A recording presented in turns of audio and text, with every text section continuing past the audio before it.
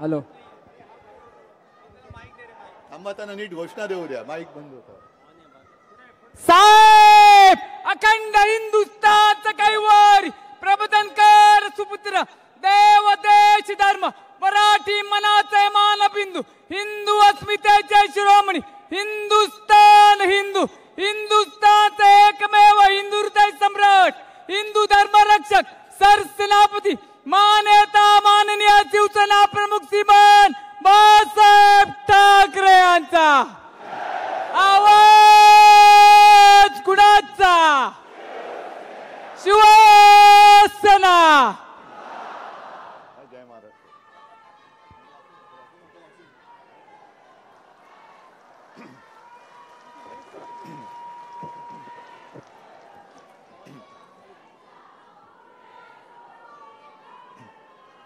जमलेल्या माझ्या तमाम हिंदू बांधवांनो भगिनींनो आणि मातांनो,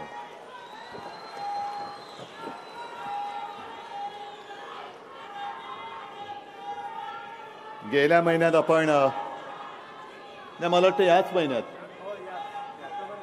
दसऱ्याच्या दिवशी भेटलो होतो आणि भर पावसामध्ये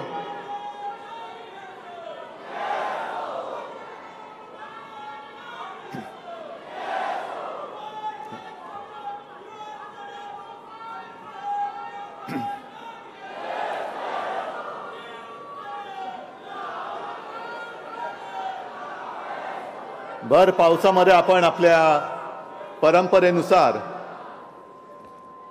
विजयादशमीचा मेळावा हा परंपरेला साजेल असा घेतला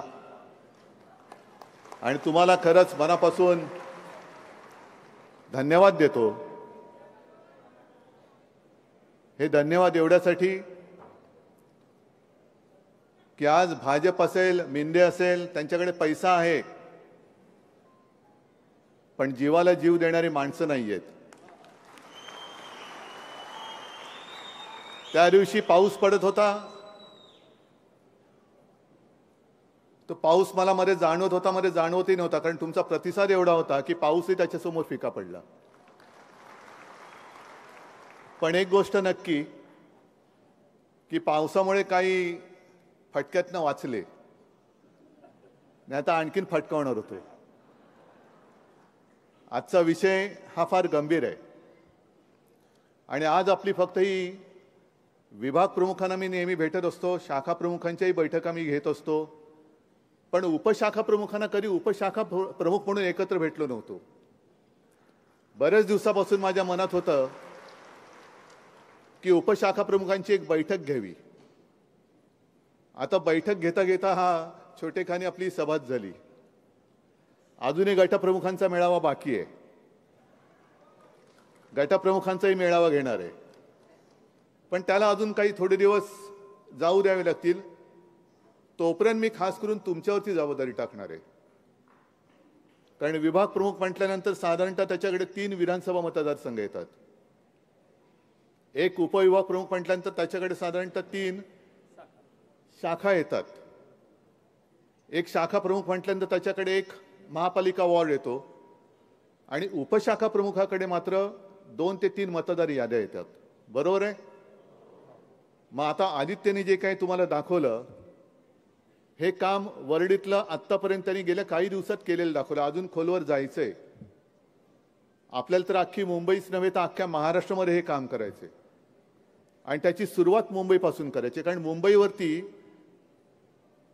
कोणाचा डोळा तुम्हाला माहिती आहे, खास करून 2 व्यापाऱ्यांचा. नाही ते तुमच्या मनातलं मला माहिती आहे, पण ते मी माईकवर नाही बोलू शकत. आजच एक जण येऊन गेला, म्हणजे आज काय योगायोग आहे मला कल्पना नाही. सामनामध्ये 2 बातम्या पाहिल्या. पहिल्या पानावरती बातमी भाजप कार्यालयाचं भूमिपूजन आणि त्याच्यात ती जागा कशी काय त्यांनी पटपट सगळं करून घेतलं ती आहे. आणि आतमध्ये एक बातमी आहे, जिजामाता उद्यानात लवकरच ॲनाकोंडा येणार. आता आपण पेंग्विन आणले त्याच्यामुळे लाखो पर्यटक तिकडे वाढले. नक्कीच मला त्याचा अभिमान आहे. आणि पेंग्विन आणल्यानंतर काही पेंग्विनच्या बुद्धीची आणि उंचीची माणसं आपल्याला टीका करते, ते सोडून द्या. पण ॲनाकोंडा म्हणजे सगळं गिळणारा साप, आणि तो आज येऊन गेला इकडे, भूमिपूजन करून गेला. त्यानं मुंबई गिळायची. बरं, गिळणार ती गिळणार, तुला कशी गिळून देतो बघतो. नाही, तुझं पोट फाडून बाहेर आलं तर नावाचं नाही.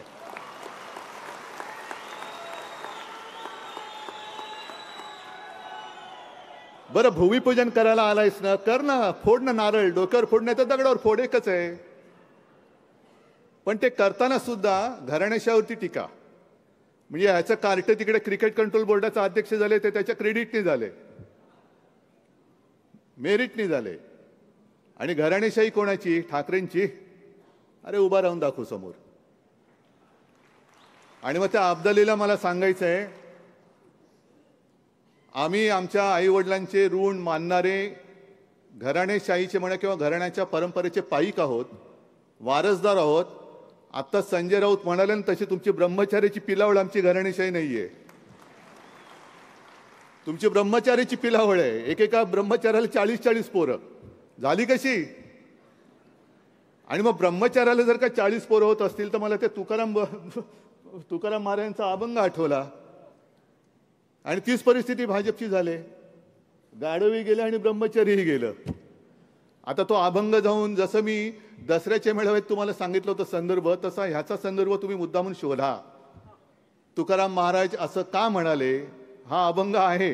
गाढवी गेले आणि ब्रह्मचर्यही गेले. तसं आज भाजपची परिस्थिती आहे. गाढवी गेले आणि ब्रह्मचर्य, त्याचा अर्थ नाही मी आता सांगत. आजचा विषय हा एवढ्यासाठी फार महत्वाचा आहे की आजपर्यंत आपण असं म्हणत होतो, आणि तशी लोकशाहीच आहे. शिवसेना प्रमुख जे आपल्याला सांगायचे की आपल्यात ती एक जी म्हण आहे, यथा राजा तथा प्रजा. म्हणजे जसा राजा असतो तशी प्रजा असते. लोकशाहीमध्ये काय झालं? यथा प्रजा तथा राजा. कारण लोक हे राजा निवडत असतात. म्हणजे लोकशाहीमध्ये साधारणतः मतदार सरकार निवडतात. आत्ताची परिस्थिती अशी की सरकार मतदार निवडायला लागलेलं आहे.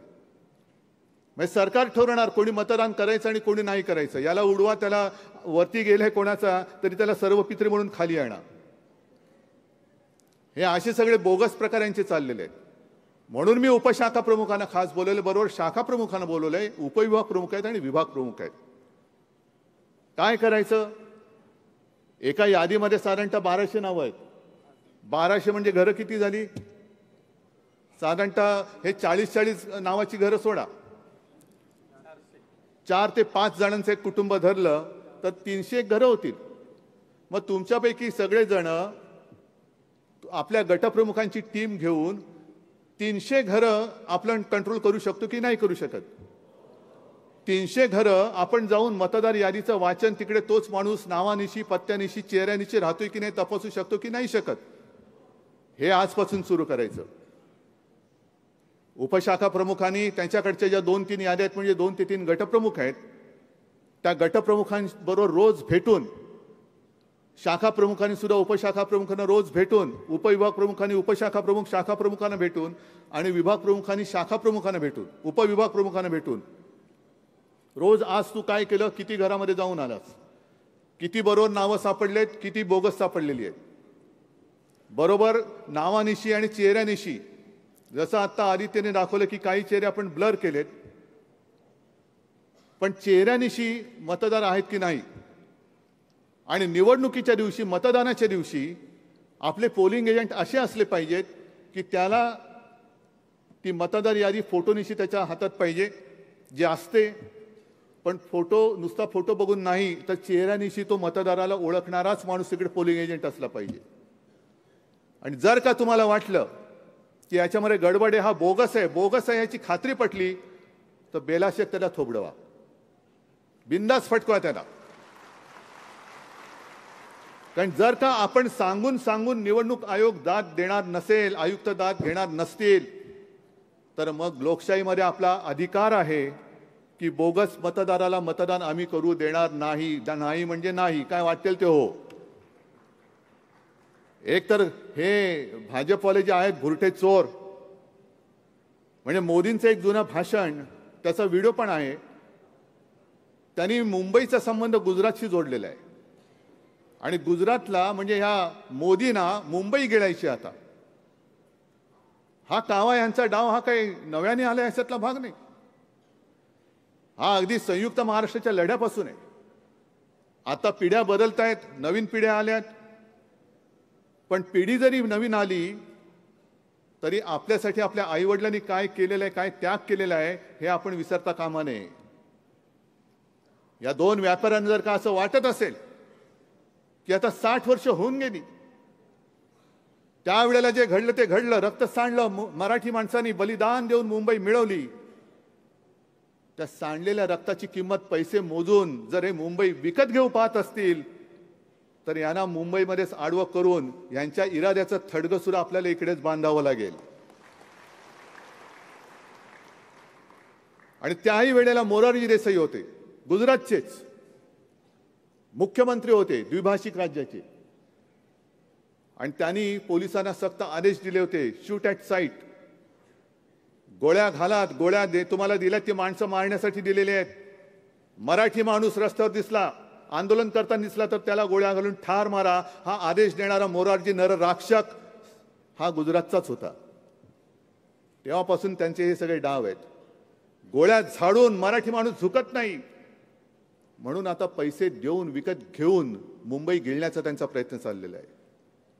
इमान विकणारे खूप झाले, आजही आहेत,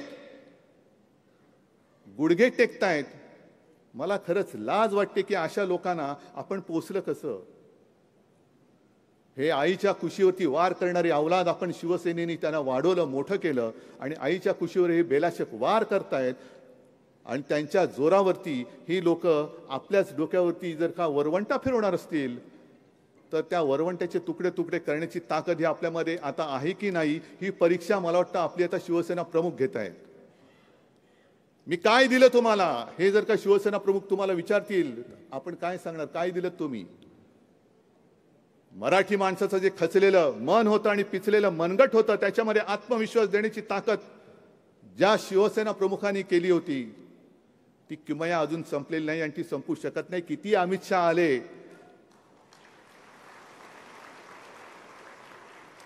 एक चहावाला म्हणे पंतप्रधान झाला, अरे आम्ही पाठिंबा दिला होता त्याला, पण चहावाला पंतप्रधान झाल्यानंतर चहावरती जीएसटी लावणारा पंतप्रधान हा कुठला पंतप्रधान.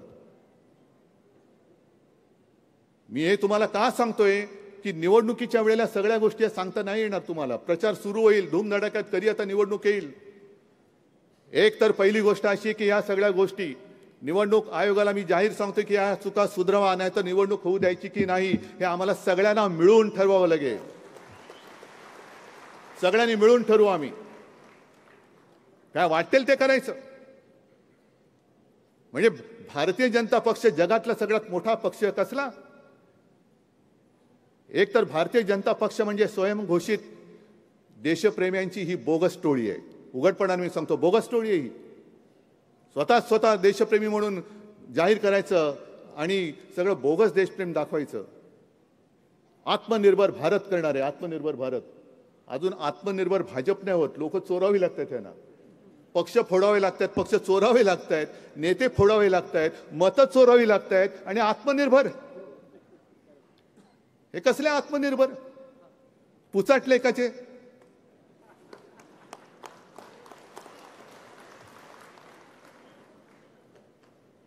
यांचा राग काय येतो, अरे खुले मैदानात या ना, आहे ना तुम्ही मर्दाची अवलाद असाल तर मैदानात उघड या, आणि नामर्दाची अवलाद असाल तर मत चोरी करून या.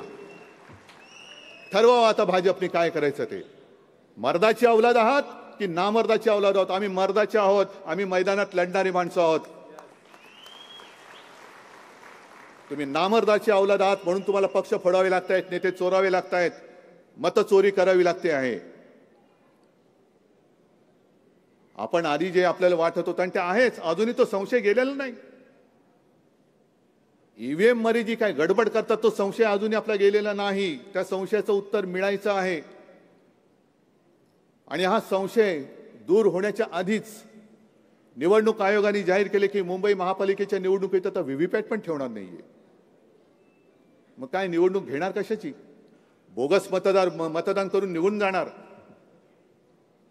मतमोजणीमध्ये सुद्धा तुम्ही तुमच्या मताप्रमाणे वाटेल तसे निर्णय देणार. आणि आम्ही कुठे जरा काही केलं तर करप्ट प्रॅक्टिस म्हणून आमच्यावरती तुम्ही कायद्याचा बडगा उगारणार.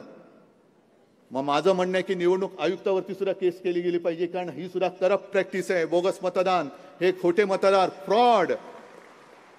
निवडणूक आयुक्ताला सुद्धा सजा झाली पाहिजे. का नाही करायची? लोकशाहीमध्ये सगळे सारखे आहेत, कायद्यासमोर सगळे सारखे आहेत. जर कायद्याच्या कचाट्यामध्ये आम्ही सापडत असू, जर का आम्ही गुन्हा केला तर निवडणूक आयुक्त सुद्धा सापडलाच पाहिजे, त्याला सुद्धा सजा ही झालीच पाहिजे. ठीक आहे, लोकशाहीमध्ये आता लोकसभेला अजून उशीर आहे. आजचे दिवस त्यांचे असतील चोरून घेतलेले, उद्याचे दिवस आमचे असणार आहेत. आणि एकदा का सरकार आलं, मी नुसतं महापालिका नाही म्हणत, लोकसभेत सरकार आलं तर निवडणूक आयुक्तावरती सुद्धा खटला भरून त्याला सुद्धा कायद्यासमोर आम्हाला चौकट न्यायालयासमोर घ्यावंच लागेल.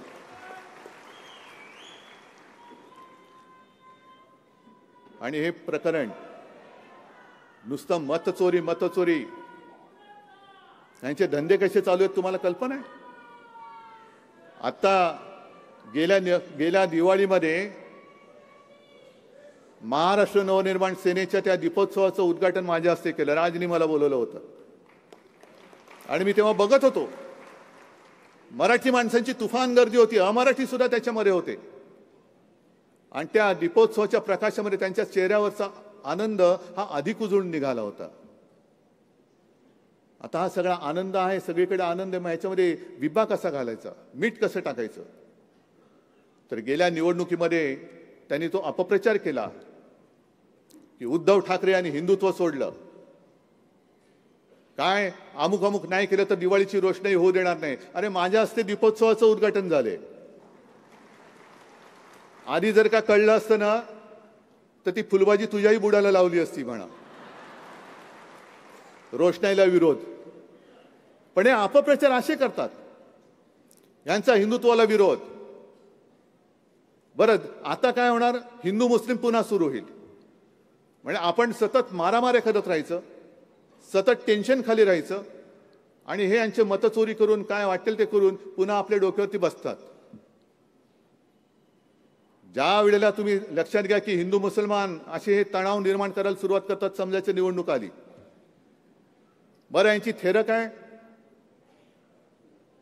तर काय, एखादी जागा अपवित्र झाली म्हणून ती शेणाने सारवायची, म्हणून त्याच्यावरती गोमूत्र शिंपडायचे. हे गोमूत्रधारी हिंदुत्व यांचं, हे हिंदुत्व आपलं नाहीये. जे शिवसेना प्रमुखांनी आणि माझ्या आजोबांनी सांगितलं ते शेंडी जानवाचं हिंदुत्व आम्हाला मान्य नाही, कदापि नाही. पण जर का शेणाने सारवून आणि गोमूत्र शिंपडून तुम्ही एखादी जागा अपवित्र झालेली पवित्र करत असाल आणि हिंदुत्व सोडलं म्हणून आमच्यावरती तुम्ही दुगाण्या झाडत असाल, तर जसं दसऱ्याच्या मेळाव्यामध्ये मी मोहनराव भागवतांची काही विधानं आणली होती तशी आज सुद्धा मी काही विधानं आणलेली आहेत. गाईला गोमाता मानता ना?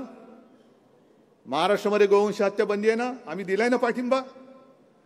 पण भाजपच्याच काही लोकांची जी काही उद्गार आहेत हे गेल्या 5, 7, 8, 10 वर्षातले, त्याच्याबद्दल ह्या भाजपड्यांना विचारा, यांच्याबद्दल तुम्ही काय कारवाई केलीत? आता हे मागे मी बोललो होतो, त्याच्यामध्ये तो जो बोलला त्याच्याऐवजी मी म्हटलं तर मी माझंच वाक्य टाकलं, मी अमुक करतो म्हणून मी आता थोडंसं सावधतेने बोलतो. आता एक किरण रिजिजूंचं वाक्य आहे, किती साली? 2015 सालापासून सुरुवात झाली. आणि किरण रिजिजू असं म्हणाले की ते गोमांस खातात, कोण मला रोखू शकतं काय? हे किरण रिजिजूंचं म्हणणं आहे. आणि किरण रिजिजू आज सुद्धा मंत्रिमंडळात आहेत, तेव्हाही मंत्री होते. बरे, का किरण रिजिजू म्हणाले होते? तर मुख्तार अहमद नक्वीनी त्यांना असं जाहीर एक स्टेटमेंट केलं होतं की जो गोमांस खातोय त्यांनी पाकिस्तानात चालतं व्हावं. आज 15 नंतर 25, 10 वर्ष किरण रिजिजू गोमांस खाऊन सुद्धा मंत्रिमंडळात मोदींच्या मांडीला मांडी लावून बसतात, तरी मोदींना त्यांचा वास येत नाही. आणि गोमांस खाल तर ज्यांनी गोमांस खायचं त्यांनी पाकिस्तानात जा, हे बोलणारे मुख्तार अहमद नक्वी आता ॲड्रेस नॉट नोन, म्हणजे आदित्य त्यांचा इपिक नंबर सुद्धा काढला असेल बहुतेक, कारण जास्त पकपक करायला लागला. त्याच्यानंतर मेघालयचे प्रमुख आहेत, त्यांचे भाजपचे प्रमुख अर्नेस्ट माउरी, त्यांनी सुद्धा सांगितले की ते गोमांस खातात आणि भाजपमध्ये मला त्यात कोणती अडचण दिसत नाही, काढताय त्याला नाही. त्याच्यानंतर त्यांचं नाव सनबोर शुलाय. त्याच्यानंतर त्रिपुरा एकेकाळी हे जिंकले होते आणि सुनील देवधरेंचं नाव आपण ऐकलं होतं ना. त्या सुनील देवधरेंनी सुद्धा त्यावेळेला म्हटलं होतं की त्रिपुरा में बीजेपी को जिताने वाले सुनील देवधर बोले यहाँ हिंदू भी खाते हैं बीफ, नहीं होना चाहिए बैन. हे तुमचं हिंदुत्व. मग आम्ही तुमच्या तोंडात शेण नाही भरणार तर दुसरं काय भरणार? पवित्र करतो ना आम्ही तुम्हाला, कारण तुम्ही बोलताय गोमांस खाताय म्हणून. तर ज्या तोंडाने तुम्ही गोमांस खाताय सांगताय ते तोंड पवित्र करायला तुमच्या तोंडात शेण नाही घालायचं तर दुसरं काय घालायचं? पण हे हिंदू मुस्लिम करणार. मग त्याच्यामध्ये हिंदूंमध्ये मराठी अमराठी केल्यानंतर मराठी माणसामध्ये पुन्हा मराठा, ओबीसी, आदिवासी, धनगर ह्यांच्यामध्ये फूट पाडायची. म्हणजे तोडा फोडा आणि राज्य करा आणि तरी सुद्धा वरती मतचोरी करा, कारण तरी एवढं करून सुद्धा लोक मत नाहीच देतात त्यांना. म्हणजे किती नालायक आणि नीच लोक आहेत. आता त्यांनी मध्ये काय केलं, जीएसटी कमी केलं त्याचा उत्सव. हे मी दसऱ्याला पण बोललो. मग जीएसटी लावला कोणी होता? नेहरूंनी लावला होता. बरं जीएसटी कमी केलं म्हणजे काय केलं? तर मला एकाने चांगलं सांगितलं उदाहरण. तो बसमधनं प्रवासी चालले होते सगळे, कंडक्टर आला तिकीट तिकीट तिकीट तिकीट, एकाने खिशात हात घातला तर भोगदा, पाकिटच मारलेलं. तोला अरे बापरे माझे 5-7 हजार रुपये हे गेले, पाकिट मारलं. समोर कंडक्टर उभा, तिकीट तिकीट. तोला अरे माझं पाकिट मारलं. ते काही नाही 50 रुपये दे नाही तर खाली उतर. तोला अहो मी तसा नाही, माझं आता पाकिट मारलं, माझ्यावर विश्वास ठेवा. माझे 7-8 हजार रुपये होते त्याच्यामध्ये. तर नाही त्याच्यामध्ये हात विनवण्या करतोय. कंडक्टर सांगतो नाही तिकीट दे, 50 रुपये दे तर खाली उतर. मग एका बाजूच्या प्रवाशाला त्याची दया आली. तोला जाऊ दे ना, माणूस बरा दिसतो, हे घ्या 50 रुपये, याला उतरवू नका. तिकीट काढतो तो, थँक्यू थँक्यू धन्यवाद. नंतर कळतं त्यांनीच पाकिट मारलेलं होतं. म्हणजे असे पाकिट मारायचं वरती, म्हणजे जीएसटी लावला त्याचा महोत्सव, जीएसटी कमी केला त्याचा महोत्सव. पण मधल्या 8 वर्षात 1,27,000 कोटींचा जीएसटी यांनी गोळा केला. तो कोणाच्या घशात घातला? आज जे सामनामध्ये बातमी दिलेली आहे, संजय तुम्ही लिहिले ते खरं आहे, बोललं ते बरोबर आहे. भाजप मोठं कार्यालय उभं करतंय, करा, काचेचं करा, नाही तर आणखीन कसलं करा, तो तुमचा प्रश्न आहे. काचेचं केलं तरी हरकत नाही, कारण तुम्ही एवढे निर्लज्ज आहात. जे काम तुम्ही उघड्यावरती करते ते घरात नाही करणार तर आणखीन कुठे करणार? पण आमच्याकडे पैसे आहेत, आम्ही भाजपच्या पैशांनी कार्यालय उभं केले. अहो पैसे तुमच्याकडे खूप आहेत, इलेक्ट्रॉल बॉन्डचे पण खूप आहेत, देणग्यांचे खूप आहेत. पैशाला तुमच्याकडे कमी नाहीये. पण ज्या पद्धतीने तुम्ही तुमचं ते निवडणूक आपलं भाजपचं कार्यालय घाई करून कागदपत्र सरकवून ताब्यात घेऊन त्याच्यावरती तुम्ही तुमचे इमले बांधताय, त्याच्यावरती आमचा आक्षेप आहे. कारण एका बाजूला तुमच्याकडे पैसा तर खूप आहे आणि दुसऱ्या बाजूला जी बातमी आलेली आहे ती मुद्दामून तुम्हाला बातमी घेऊन आलेलो आहे. अदानी समूहाला LICचा टेकू, हे आत्ता बातमी आपल्याकडे लोकसत्ता आणि सामनामध्ये आली. पण बातमीचं ह्या भांडाफोड कोणी केला? Washington post. म्हणजे इकडे काय घडतं ते वॉशिंग्टन पोस्टला आधी कळतं, पण इथे कोणाला बातमीच येत नाही. 30,000 कोटी हे LIC मध्ये, म्हणजे तुमच्यापैकी सुद्धा सर्वसामान्य माणसाचे जे काय जिंदगी के साथ भी जिंदगी के बाद भी, अरे समोरासमोर तुमच्या डोळ्या देखत अदानीच्या खिशात घशात घालतात 30,000 कोटी कोणाच्या सांगण्यावरून. आणि याच्यामध्ये LICनी खुलासा केलाय. खुलासा मस्त आहे. LICनी इन्कार केलाय की असं नाही झालेलं, आम्ही केंद्र सरकारच्या दबावाने नाही दिलेले, पण आम्ही आमच्या सगळ्या नॉर्म्स अँड कंडिशन बघून आम्ही अदानीच्या घशामध्ये 30,000 कोटी टाकलेत. हे 30,000 कोटी सर्वसामान्यांचे पैसे तुम्ही बेलाशकपणाने अदानीच्या घशात घालता आणि वरती तुम्ही आम्हाला सांगता की आमच्याकडे पैसा खूप आहे, आम्ही आमच्या पैशाने सगळं उभं केलेलं आहे. मग जर तुम्ही तुमच्या पैशाने भाजपचं कार्यालय उभं करताय, मग मी मुख्यमंत्री असताना ज्याला मी गो अहेड दिला होता ते मराठी भाषा भवन भूमिपूजन होऊन सुद्धा का रखडून ठेवलेलं आहे? मराठी रंगभूमीचं दालन, मराठी नाट्यभूमीचा एक इतिहास आहे. रंगभूमीचं दालन ते बिर्ला तिकडे चौपाटीवरती करण्याचं सगळं ठरलं, प्लान बिन झाले, पण ते नामंजूर करून टाकलं का? कारण पुन्हा त्यांच्या आवडत्या बिल्डरसाठी. मग हे सगळे तुमचे आवडते बिल्डर हे तुम्हाला देणग्या देऊन तुम्ही तुमचे पैसे सांगून जर इमारत उभी केली तर त्याच्यात कौतुक काय तुमचं? कौतुक कोणतं याच्यामध्ये? पण मराठी भाषा भवन अजून खोडून ठेवलेलं आहे. मराठी रंगभूमीचं दालन हे रद्द करून टाकलेलं आहे. त्याच्यात भरीस भर म्हणून आदित्य वर्णीमधलंच दूध डेअरीची जागा मी तिथे जागतिक दर्जाचं मत्स्यालय करणार होतो. त्याच्यासाठी तेव्हा सरकार, मी मुख्यमंत्री असताना सुद्धा फाईल कर्मगतीने हलवत होती. यांच्या भाजपच्या ऑफिससाठी ज्या गतीने फाईल हल्ली तशी ती हालत नव्हती, कारण मला पण माहिती आहे सरकारी आता कशा कोणत्या गतीने चालतं. पण सर्वसामान्य माणसांसाठी जसं आपण जिजामाता उद्यानाचं नूतनीकरण केलं तसं वरळी दूध डेअरीच्या जागी तिथल्या कर्मचाऱ्यांना तिथेच घरं देऊन आपण मत्स्यालय करणार होतो की आणखीन एक मुंबईकरांसाठी काहीतरी एक चांगलं स्थळ होईल. ते सुद्धा नाही. आता ते सुद्धा ती जागा तिकडे म्हणे नवीन बीकेसी करणार, म्हणजे पुन्हा हे यांच्या मित्राच्या घशामध्ये ती जागा कोंबणार. म्हणून आपल्याला आपली मुंबई आपल्याकडे राखायची. यांनी सरकार का पाडलं? कारण जोपर्यंत म्हणजे तुमच्या, जसं आता संजय राऊत बोलले ना, यांच्या 7 नाही 700 पिढ्या गाडल्या गेल्या तरी शिवसेना पुरून उरेल याला. पण शिवसेना नको. कारण शिवसेना जोपर्यंत आहे तोपर्यंत आपण मुंबईचा घास गिळू शकणार नाही. गिळू शकत नाही. प्रयत्न करून बघा. जसं नितीन गडकरी बोलले होते ना, अच्छे दिन आएंगे वो गले की हड्डी बन गई, तसं तुमच्या गळ्यामध्ये हे हाड शाकाहारी असलं तरी अडकून दाखवतो आम्ही. बरं, आता नवीन कार्यालय केले, करताय, जरा गडकरींना पण बोलवा. कारण गडकरी परवाच म्हणालेत की नवीन येणारी माणसं म्हणजे सावजी चिकन. बरं वाटलं त्यांच्या तोंडून असं सावजी चिकन बिकन ऐकताना. नाही तर पुरणपोळी श्रीखंड द्या बरे.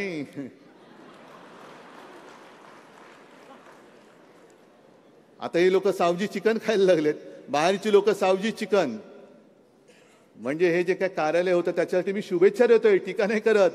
पण त्या कार्यालयामध्ये आता आणखीन एक भाजपच्या निष्ठावंत कार्याला उपऱ्यांच्या सतरंजा उचलण्याचं एक अधिकृत ठिकाण मिळालं. हा आनंद भाजपच्या निष्ठावंत कार्यकर्ता नक्की झाला असेल. कुठे चालला? अरे भाजप कार्यालय, तो येतो ना, सतरंजी उचलायचे.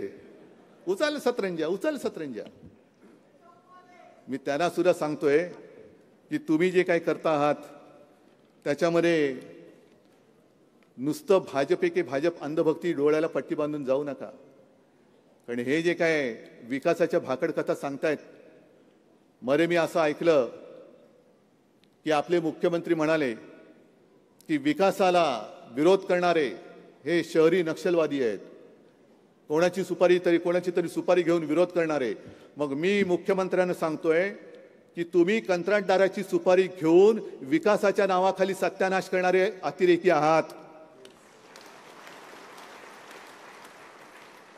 आमचं सगळं चांगलं चाललंय, पण तुम्ही जे काय तुमची कंत्राटदारी स्वप्न करता आहात, सगळीकडे कॉन्क्रीट, आणि त्याला सिमेंट कमी पडू नये म्हणून कल्याणमध्ये अदानीला सिमेंटचा प्लांट टाकण्याची सर्व परवानग्या, सगळ्या अडीअडचणी दूर करून त्याच्या प्लांटला परवानगी दिली. हे यांचं विकासाचं स्वप्न.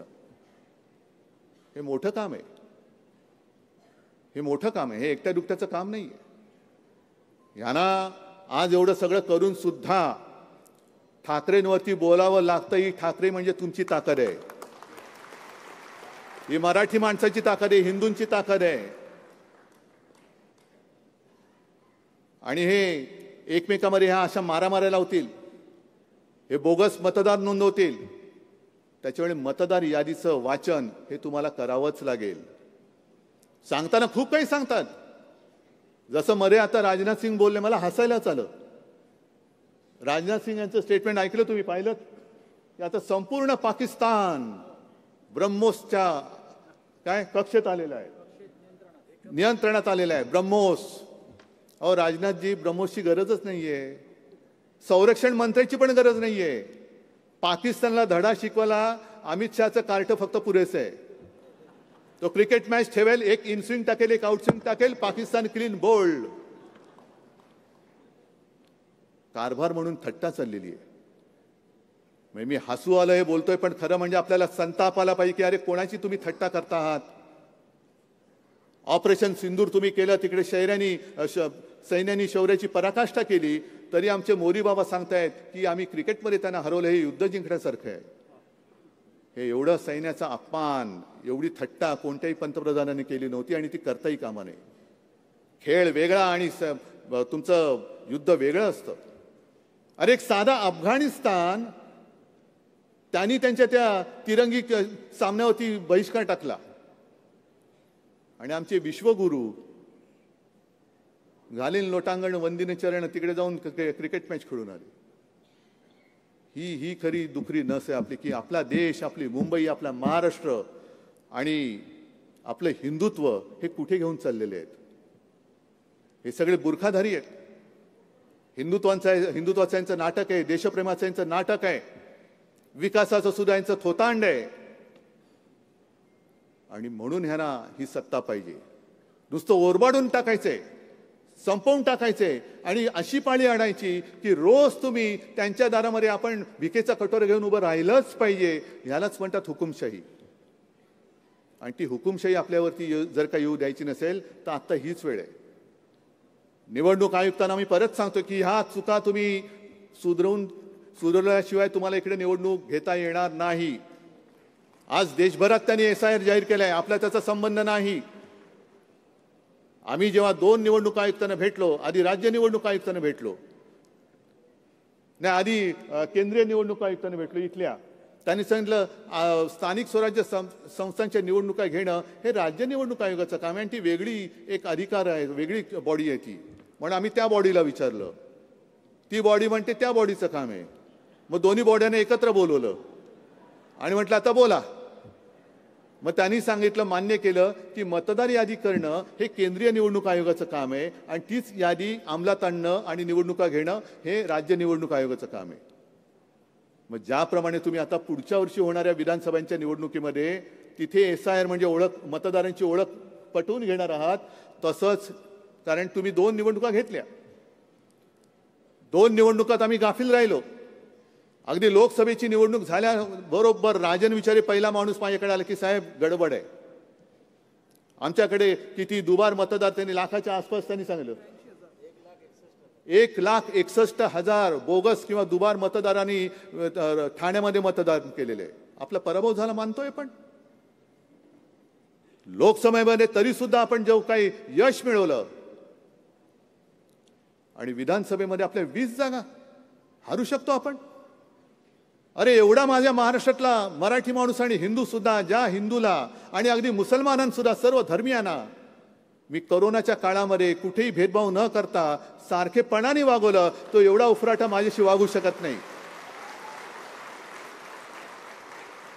एवढा कृतज्ञपणाने तो माझ्याशी वागू शकत नाही. माझा त्याच्यावर विश्वास आहे आणि त्याचा माझ्यावरती विश्वास आहे.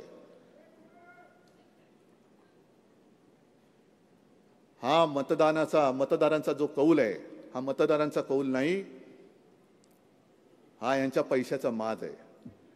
हे सगळे बोगस मतदार, ते तुम्हाला घरोघरी जाऊन तपासावे लागतील. मी पुन्हा त्याच मुद्द्यावरती येणार आहे. कारण बाकी राजकारणामध्ये कोणी कोणाकडे लक्ष देऊ नका. कारण आज जे काही मी बोलतोय यांचे चटरपटर लोक उद्या चिरकतील, चिरकू द्या, कोणी उत्तर द्यायला जाऊ नका. कारण त्यांचं कामच आहे, त्यांना पगार त्याच्यासाठी मिळतोय की आपल्याला डिस्टर्ब करायचं आणि डिस्टर्ब केल्यानंतर त्यांचं ते कुरंटे चरायला लागतात. म्हणजे साधी गोष्ट आहे. भाजप काय करतंय, मी जसं म्हटलं ना, नामर्दाची अवलाद, यांच्याकडे आपल्याशी लढणारे कोणीच नाही आहेत. म्हणून आपलीच लोक तोडून फोडून आपल्या अंगावरती सोडतायत. आपल्याच पूर्वाश्रमीच्या 2 माणसांना एकमेकाच्या विरुद्ध लढवत आहेत. म्हणजे त्यांच्यामध्ये रक्तपात होईल तर त्यांच्यामध्ये आम्ही आपले मस्त तट्ट जेवून पोट्ट फुगले, मस्त आपले घरी जाऊन गप्प झोपले. ही भाजपची अवसानघातकी पद्धत आहे आणि त्याच्यापासून आता आपले डोळे उघडलेत. ज्या अंधभक्तांचे उघडले नसतील त्यांना सांगते की तुम्ही डोळ्यावरती पट्टी घालून लावून पुढे जाऊ नका. पट्टी काढाल तेव्हा कळाल तुमच्या घराण्याचं घराणं हे तुम्ही स्वतःच्या हाताने खाईमध्ये टाकलेलं आहात. आणि त्याचसाठी आज जे काय आदित्यने तुम्हाला दाखवलं की मतदारांची, म्हणजे मी 2 गोष्टी आहेत, एक तर फॉल्ट आणि दुसरं फ्रॉड. एक चूक होऊ शकते पण दुसरा घोटाळा आहे, याच्यामध्ये घोटाळा आहे, याच्यामध्ये भ्रष्टाचार आहे. आणि जर प्रत्येक उपशाखा प्रमुखांनी त्यांच्या अखत्यारीत येणाऱ्या 2 ते 3 मतदार याद्या, म्हणजे मी म्हणतो मतदार संघ कितीचा असतो एका महापालिकेचा? 50,000. बरोबर आहे ना? म्हणजे आता थोडंसं माझं नेहमीचं गणित सांगतो. अजय, आता तुम्ही आमदार आहात, बाळा तुम्ही आमदार आहात, बाजूला सगळे हरून बिरून सगळेच तुम्ही आमदार आहात. आपला लोकसभेचा मतदारसंघ कितीचा असतो?